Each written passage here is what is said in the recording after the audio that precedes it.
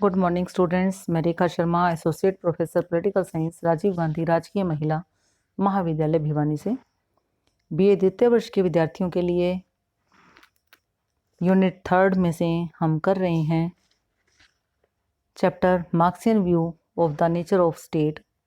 इसमें हमने सबसे पहले मार्क्सवादी धारणा की व्याख्या की और उसके बाद हमने main features of the theory, सिद्धांत की मुख्य विशेषताएं हम कर रहे हैं और आज हम main features of the theory ही करेंगे। इससे पहले हमने इसमें 7 पॉइंट्स किए थे कि सिद्धांत की विशेषताएं किस प्रकार की हैं। तो सबसे पहले आपने की थी राज्य एक प्राकृतिक और नैतिक संस्था नहीं है। दूसरे नंबर पर आपने विशेषता की थी राज्य की उत्पत्ति का मूल कारण वर्ग संघर्ष। तीसरे नंबर पर आपने पॉइंट किया था राज्य एक वर्ग संगठन, state is a class organisation. चौथे नंबर पर राज्य एक विकासवादी प्रक्रिया का परिणाम, state is the outcome of evolutionary process. और पांचवें नंबर पर राज्य तथा समाज में अंतर, difference between state and society. और छठे नंबर पर राज्य सामान्य हितों का प्रतिनिधित्व नहीं करता, state does not represent the common interest.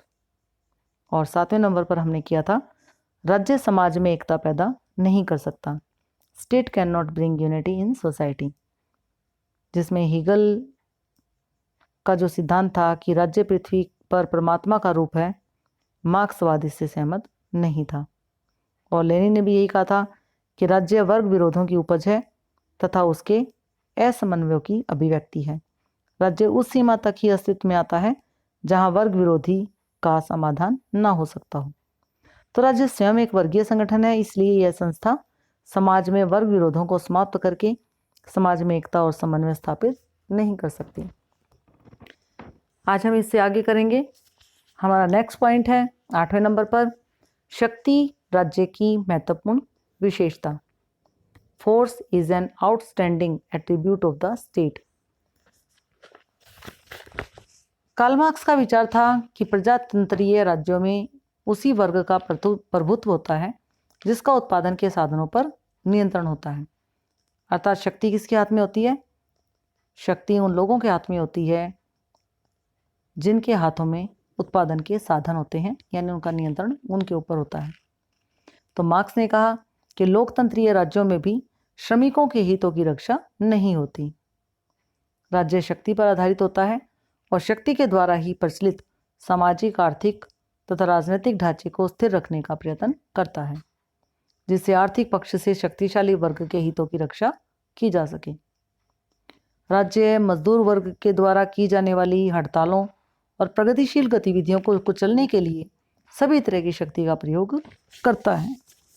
अगर अपने हितों के लिए, अपने अधिकारों के लिए यदि कोई प्रदर्शन करता है तो मार्क्स कहता है कि जो राज्य है वो इस प्रकार की गतिविधियों को कुचल देती है, इनको शांत कर देती है। मार्क्सवादी सिद्धांत के अनुसार राज्य अपनी दबाव शक्ति के बल पर ही मजदूर वर्ग को दबाकर रखता है तथा पूंजीपति वर्ग के हितों की रक्षा करता है। जब सर्वहारा वर्ग की तानाशाही स्थापित हो जाएगी तो वह भी शक्ति के द्वारा पूंजीवादी व्यवस्था को नष्ट करने में सफल हो जाएगी। अब हम बात करते हैं 9वें पॉइंट की, राज्य का इतिहास, संघर्ष का इतिहास।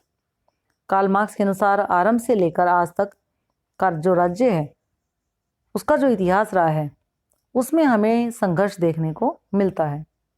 राज्य की स्थापना से लेकर आज तक राज्य में केवल 2 वर्ग रहे हैं और उनमें अपने अपने हितों की पूर्ति के लिए संघर्ष चलता रहता है।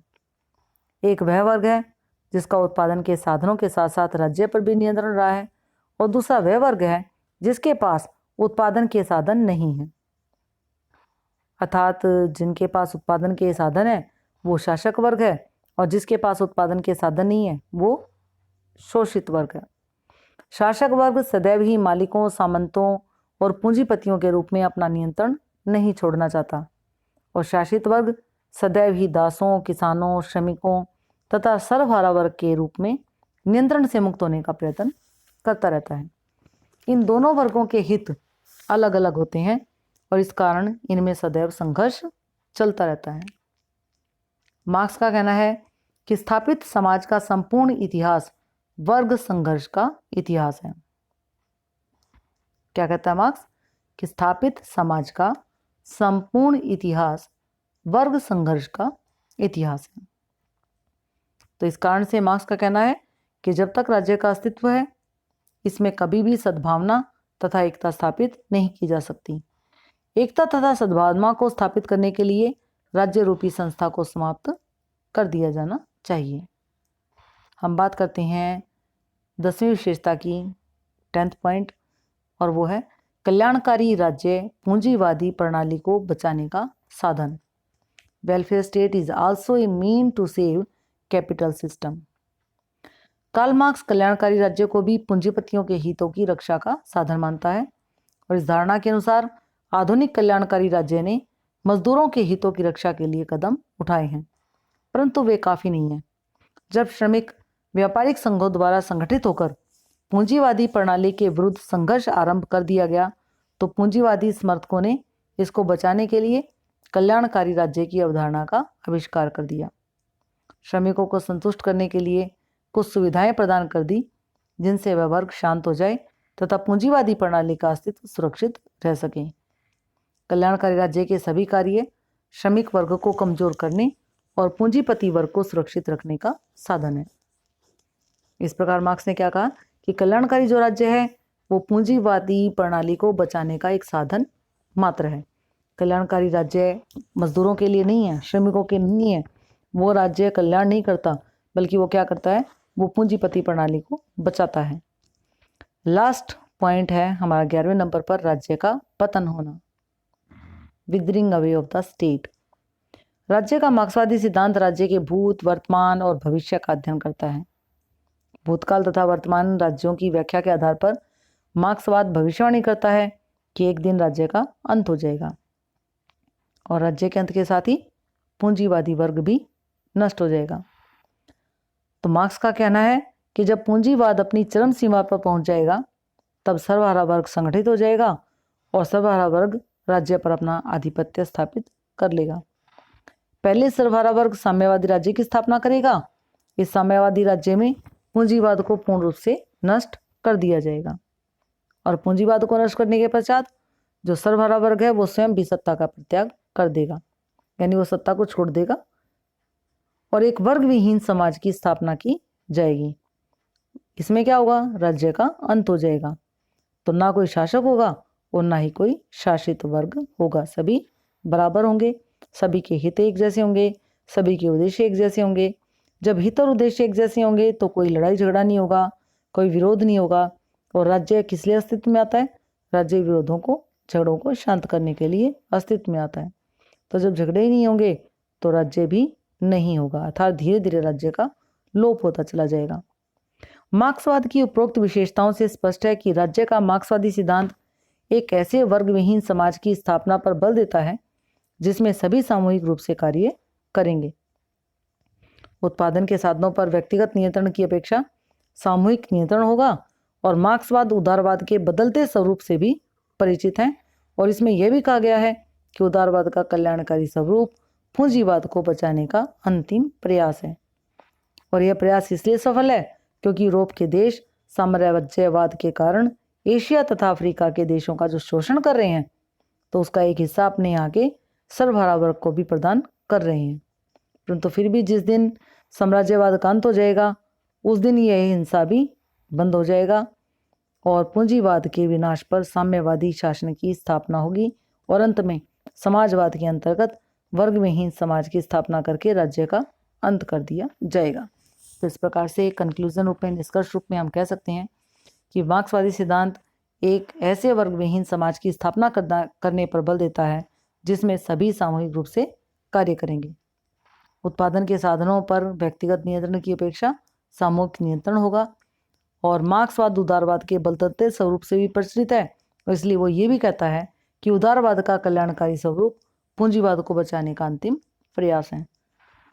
यह प्रयास इसलिए सफल है क्योंकि यूरोप के देश साम्राज्यवाद के कारण एशिया और अफ्रीका के देशों का जो शोषण कर रहे हैं। तो इस प्रकार से अंत में हम यही कह सकते हैं कि समाजवाद के अंतर्गत वर्ग विहीन समाज की स्थापना करके राज्य का अंत कर दिया जाएगा। ये थी आपकी विशेषताएं। मार्क्सवादी धारणा के अनुसार राज्य की प्रकृति से संबंधित मैं एक बार सारे पॉइंट्स दोहरा देती हूँ। नंबर 1, राज्य एक प्राकृतिक और नैतिक संस्था नहीं है। नंबर 2, राज्य की उत्पत्ति का मूल कारण वर्ग संघर्ष। नंबर 3, राज्य एक वर्ग संगठन। नंबर 4, राज्य एक विकासवादी प्रक्रिया का परिणाम। नंबर 5, राज्य तथा समाज में अंतर। नंबर 6, राज्य सामान्य हितों का प्रतिनिधित्व नहीं करता। नंबर 7, राज्य समाज में एकता पैदा नहीं कर सकता। नंबर 8, शक्ति राज्य की महत्वपूर्ण विशेषता। नंबर 9, राज्य का इतिहास संघर्ष का इतिहास। नंबर 10, कल्याणकारी राज्य पूंजीवादी प्रणाली को बचाने का साधन। और लास्ट पॉइंट, राज्य का पतन होना। नेक्स्ट चैप्टर में हम इन्हीं विशेषताओं की आलोचना करेंगे। Criticism of Marxian theory of nature of state.